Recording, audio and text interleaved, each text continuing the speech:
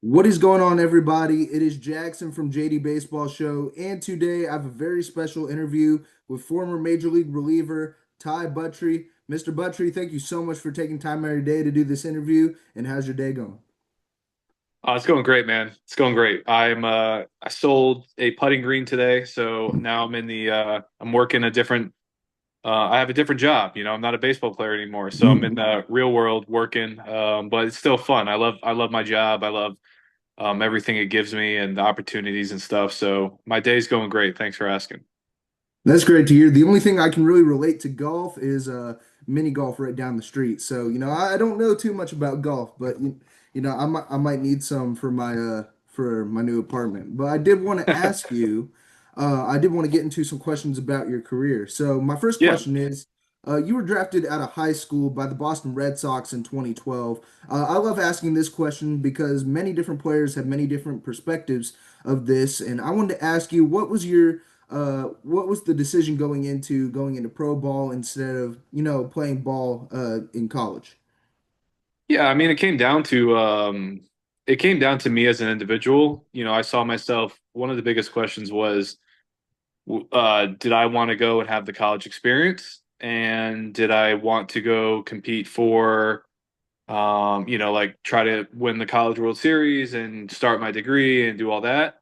Or did I kind of want to just get right into a professional career? And I've always been kind of a serious guy when it comes to like my goals and what I want in life. And, reaching the highest level in baseball, it just seemed like, okay, like the opportunities right here. My signing bonus was really good. There was for me, I was going to a really great college, Arkansas University, which obviously, they're a premier program dominating every year. It came down to a financial decision and then just me as an individual ready to start my professional career and jump into it. It's great to hear that perspective because I know I had a previous interviewee. He's the current bullpen catcher for the Miami Marlins, Chichi Gonzalez, and he had a very similar perspective. Now, kind of piggybacking off of that, that actually related to my next question. Your path included many years in the minors before finally making your major league debut in 2018. Is that correct? Correct. Yep. I want to ask you what sustained you through that grind, especially in the early years in your minor league career. Yeah, I mean, for a high school guy, the normal trajectory to get to the big leagues is about 5 years, or it's about 7 years. And so I did it in five. And then for college guys, it's about 3 to 5. So 5 years is, you think about it, it's a long time for sure. But back then when I was coming up, they didn't really rush guys up to the big leagues. You really had to go through each level. And now it's almost like, hey, you can go straight from high school to college 1, 2 years, and you're in the big leagues if you have the stuff. So, but also I wasn't ready. I wasn't ready until really that last year. I came out of high school throwing really hard, had a really great curveball, and I changed my mechanics a little bit. I had some, bad weightlifting guidance that just made me lose my velocity. I really struggled. I was 89, 92 for like 3 years, kind of lost my prospect status, lost my breaking ball. It was extremely difficult. Probably one of the hardest things I've ever done in my whole life is to be optimistic that is this ever going to change? Am I ever going to get to the big leagues? Where did my fastball go? And I was always a student of, I'm not going to say student of the game. I was a student of uh, my body and my career and trying to figure out how to get better. And so I just kept trying new ways. And I'm a very optimistic and hopeful person. So I never believed that I wasn't going to get to the big leagues. I just knew I had to find the right recipe. So always being optimistic, adapting a growth mindset. And once I figured out to stop complaining, like complaining is the death of so many careers and so many people that complaining does absolutely no one any good. It just makes everything that much harder. Once I could learn to just kind of like bear down and weather it, it it allowed me to kind of focus on my performance a little bit more. I like that you bring that up because I feel like optimism is a lost art when you're a minor league ball player. Because I have a couple friends who are currently in the minor leagues and they're consistently texting me about like, I'm putting up really productive numbers that I believe that can boost me up to a major league team and I can help them like project with their team throughout the season.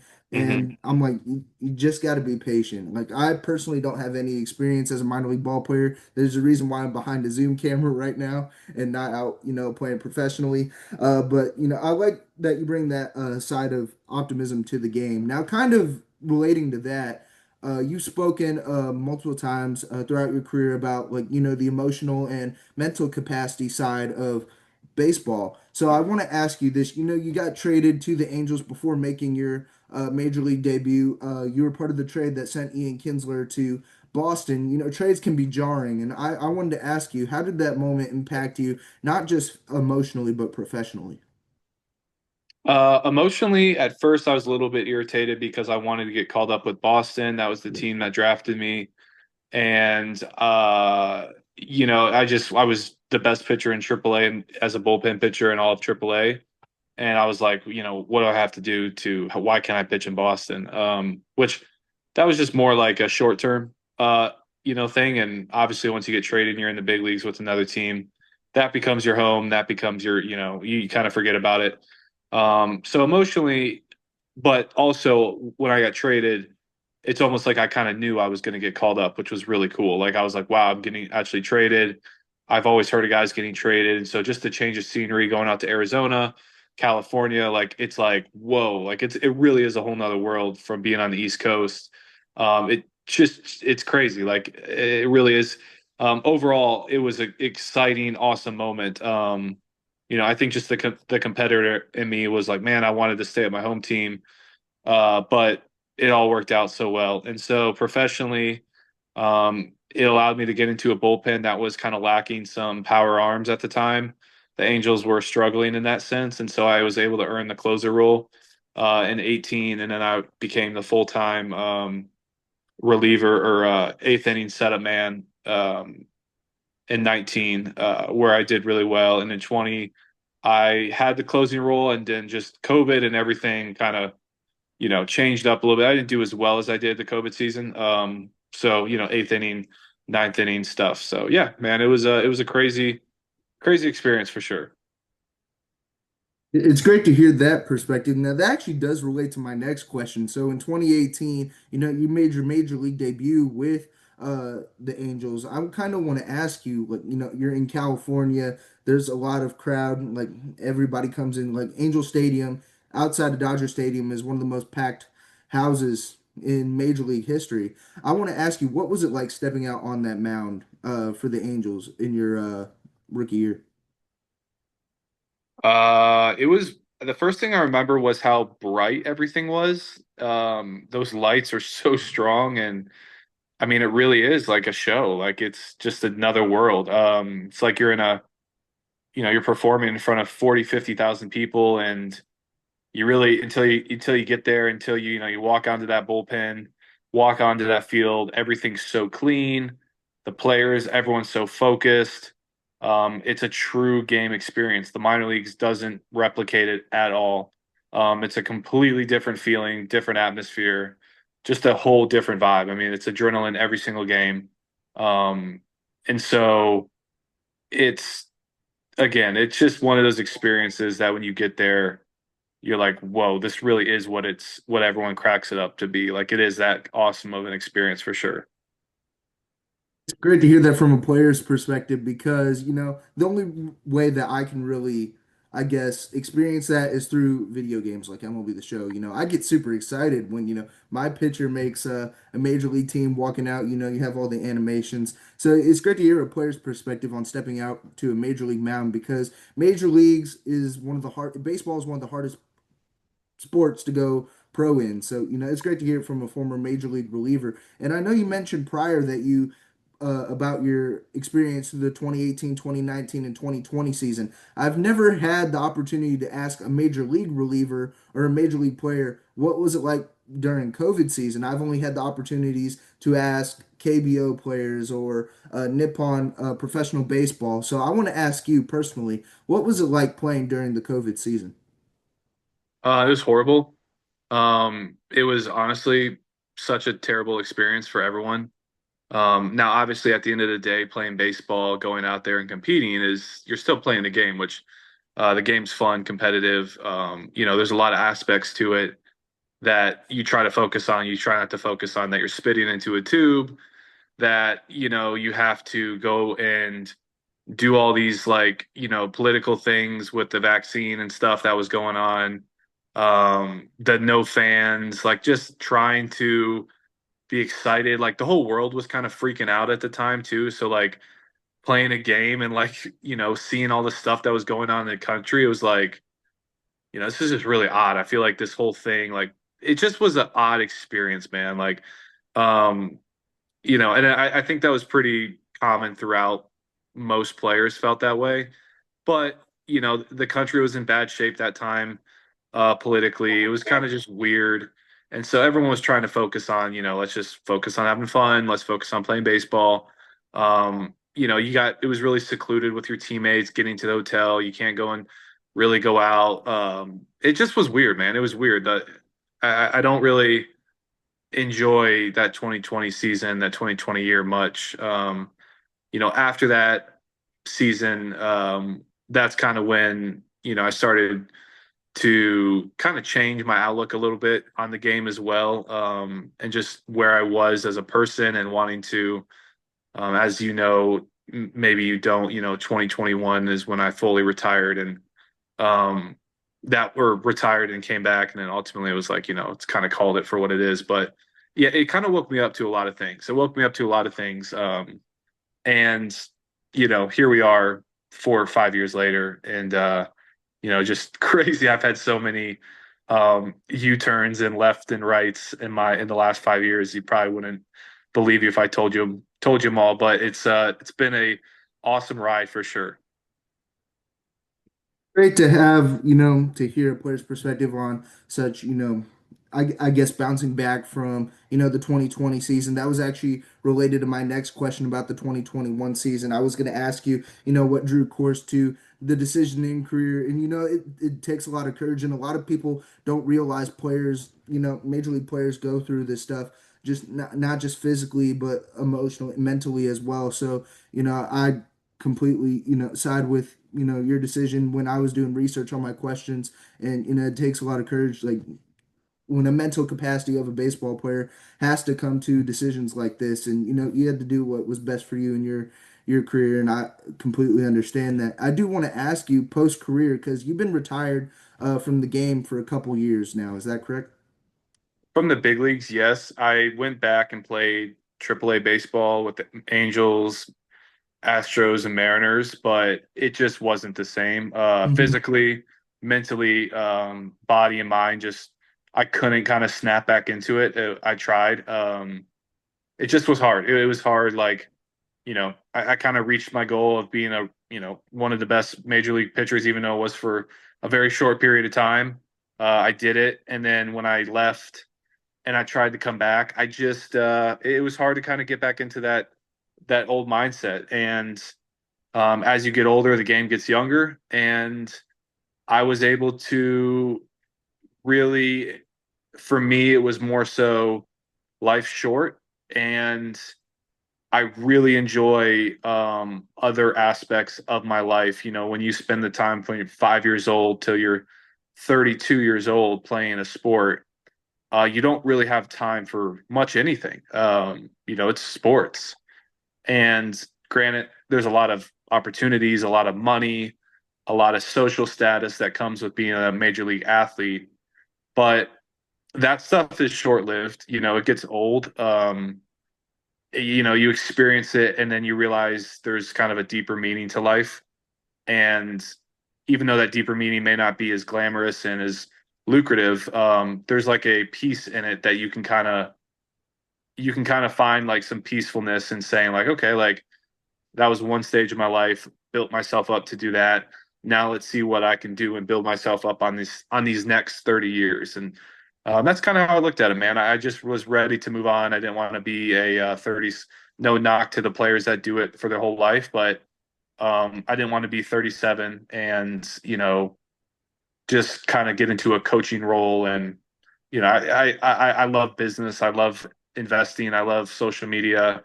brand building. I love all that stuff. My wife does a lot of that, and I love doing that with her. So it's been a it was a crazy moment. I mean, not a lot of people throw away millions of dollars, especially with how good I was. Not to sound arrogant, but I've always been one to really never follow the crowd. I kind of always done what I want to do and what I believe in, even if that may not be the smartest decision at the time. But yeah, man, that's so long-winded answer though for that for you. I do understand where you're coming from. I stopped playing baseball freshman year. You have when it comes to terms with that, you have the mindset of you only live once and you want to be satisfied with your life. And I just felt like, playing baseball just wasn't what I had other avenues I wanted to pursue. Like what I want to do is run social media for a baseball team or a baseball program. That's what I kind of want to do here. I completely understand where you're coming from. You just get burnt out by it and you want to pursue other avenues and what you want to do in life. So I completely understand. I do want to kind of get into so what is it like post playing career for Ty Buttrey? What do you do currently now? Yeah, man. It was weird. When I said earlier, the hardest thing was kind of dealing with the minor leagues. I'd say the second hardest thing was fully transitioning out of baseball into the work world. The last 9 months have been extremely difficult, just in the sense of identity of really, even though I kind of brought this upon myself, you don't really understand what it feels like to go. And it's not like a dread. It's not like I don't like doing this. I'd rather be doing that. It's truly you go from training in a gym every day and throwing baseballs on a field to having bosses and doing things and commuting and driving and making sure everything's bundled up and tidy, and it's a different it's a different piece of the brain. And so like it kind of is getting back into like that school mode, of like, okay, like got to be on time, got to kind of get into that customer service role, which I love all that stuff. I love that. I haven't done it in so long. So there was an adjustment period, kind of mentally, emotionally. The physical side, it's like, geez, it's not hard at all. If to me, it's like people complain about driving. I do love driving, it's like, because I've spent so much time on the bus. People complain about working late. It's like, geez, that's all I did is work late. So the physical side of the real world is no big deal. The transition side of it was like just hard in the sense of you have an identity as like a major league player. You kind of have an ego that you have to build to get to that level. And to perform, you have to kind of have some form of like, not arrogance, but you got to be kind of extremely confident to be that well. And then when you get into the work world, that athlete mindset, you have to kind of learn how to control it. You can't let it like go, because it can kind of be like, people that aren't used to that, like clubhouse guys, we're all used to that, but like your day-to-day person, it's like a very, aggressive, kind of confident. So you got to kind of learn how to like play the game a little bit, like and so that's what I've been learning, is just kind of this different style of going about my business. And when I say it's hard in the sense of just like everyone knew you as a baseball player, and then when you go and you show up, and now I'm selling artificial grass, which it's actually the freaking I love doing the job. I get a work truck, I meet all these people. It keeps me busy. I'm not a guy that likes being behind a desk. Like I like getting out and like working and stuff. I've played on grass my whole artificial grass my whole life, so why not sell it? um and so it's just like, you know, you have to kind of separate yourself as like, yeah, that's who I was, but now I'm a different person. And so anybody that goes through life and there you go, whoa, that's not who I was. This is who I am now. There's an adjustment period with that. And that's just like when I say like hard, it's just like your body and brain kind of getting used to that new life. I love hearing the side of players after post retirement because a lot of fans just assume, oh, you retire, they have millions of dollars, they'll be fine, they'll be satisfied with their career and the way it's done. It's not always that way, because I've had previous interviewees, they've talked about like they didn't really know what to do post playing career. And as you said, MLB players have an identity of a major league player, and when people see you outside of that realm, they just think you're that person when there's so much more to you. So I completely understand that side of it. And I do want to. I know you have to go at 8:30, and I do want to ask two more quick questions, very quick. Yeah. Uh, I Yeah, wanted you're to good. ask. I wanted to ask a quick fun question. So, you're stranded on a desert island. You can bring one teammate, one movie, one snack throughout your career. What are your picks and why? One teammate, one movie, one snack. Yes. I'm going to bring my uh, teammate Jamie Callahan. Jamie and he was from Dillon, South Carolina. He was the second round in the Red Sox draft. I was a fourth round. Both of us made it to the big leagues. Both of us were high school guys. We were like, we were buddies and teammates, man, for years in the minor league system, and just you can kind of get along with him. Like, there's no BS with him. Easy going guy. What could definitely just vibe on an island with that dude for 20, 30 years, talking about dumb crap and stories and stuff. So, Jamie Callahan would say, and then as for a movie, I would probably go with geez, man. So, I'm not a big guy that I'm not a guy that watches movies over and Hmm. over again. Once I watch it, I'm kind of like, kind of is it for me? Man, shoot, man. What movie would I like? I'd probably say I'd probably say a like a Quentin Tarantino movie. Hmm. Um, Django, Hateful Eight, Pulp Fiction, like something that when you watch it, you're like, whoa, like this is crazy. Like this is like the shock appeal is just nuts, man. I love Quentin Tarantino movies. Or Casino. Casino. I could probably watch Casino over and over again. Um, man, I honestly, I don't have an answer for you. I'd say something that's like long, that is in depth. They don't make movies like that anymore. Movies Hmm. nowadays, it's like short and freaking. I don't know, man. It's not the same. Snack. I'm gonna have to go. Avocados. I love avocados. I say that because they're really healthy for you and they taste great. I could eat avocados all day. I love avocados. That's a very interesting pick. I love avocados. I love guacamole. It's Yeah. my favorite dip to go with some tortilla chips, some Tostitos, which I was actually just eating prior to this. So I'm not ashamed to say that I love Tostito chips. It's a great snack. So avocados was an answer I was not expecting actually. But you need a Quentin Tarantino movie. You need a movie that you can go back to that never gets old. So Yep. Quentin Exactly. Tarantino is why I completely agree. Now I have one final question before we wrap up this interview. What advice would you give to a younger ball player trying to make it to the minors or the majors that you would give as a major league reliever? Yeah, I would say. Um, well, there's a couple things. Number one would be if you don't like where you're at currently, then stop doing what you're doing that's giving you those results. Mhm. So if you're throwing slow, now this is like if you're older, if you're younger, just enjoy and have fun. But as you get into like 16, 17, 18, like if you're not getting better and you're getting worse, change your routine, change something, figure it out. Don't just keep doing the same thing expecting a different result. Number two would be absolutely don't complain. Don't complain about the umpire. Don't complain about the hitter. Don't complain about the weather. Don't become a victim and start blaming people. You'll never make it in this game ever. You will just be another statistic that didn't make it. Learn how to weather the storm. Learn how to endure.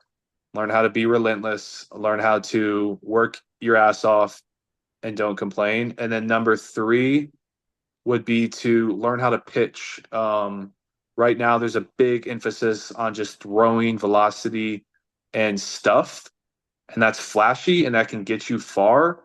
But if your goal is to stay in baseball and to pitch, man, you can be 90, 92 and just dice guys up if you know what you're doing So learn how to pitch, and then once you learn how to pitch, then start worrying about the velocity and the stuff. Feel like major league players need to hear that nowadays because you see guys like Corbin Burns going down for the season, Spencer Schwellenbach of the Atlanta Braves throwing such high velocity. And I feel like, MLB pitchers feel like they need to do that nowadays to stay in the game. You really do not. You just need to learn how to pitch. But Mr. Buttrey, thank you so much for taking time out of your day to do this interview. This will be up tomorrow night at 7, so it gives some people some time to tune in. Y'all make sure to subscribe. Make sure to go follow Ty Buttrey on Instagram. And I hope you have an amazing day. And thank you so much for your perspective on baseball. Absolutely, Jackson. Thanks for having me, man. Appreciate, sometimes I get deep and long-winded with my questions. So thanks for listening. Thanks for asking me to come on. And man, good luck with the podcast. Keep going. Even when you don't think it's turning out, getting the results you want, man, this stuff takes years. So keep going, man. I love what you're doing. I appreciate it. Thank you so much.